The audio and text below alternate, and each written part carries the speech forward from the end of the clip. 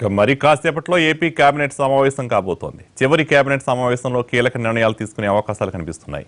Excise constables పదోన్నతులకు green signals ఇవ్వనుంది మంత్రివర్గం. 20 సంవత్సరాలు service దాటిన వారందరికీ హెడ్ కానిస్టేబుల్ గా ప్రమోషన్ ఇవ్వనున్నారు.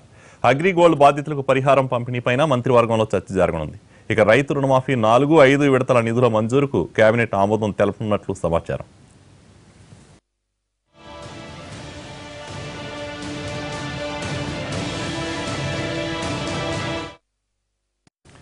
కేసీఆర్ ఏపీలో 1000 కోట్లు ఖర్చు పెట్టడానికి సిద్ధమవుతున్నారని సంచలన ఆరోపణలు చేశారు ఏపీ సీఎం చంద్రబాబు. కేసీఆర్ కు ఏపీపైన ద్వేషం, జగన్పై ప్రేమ ఉందన్నారు.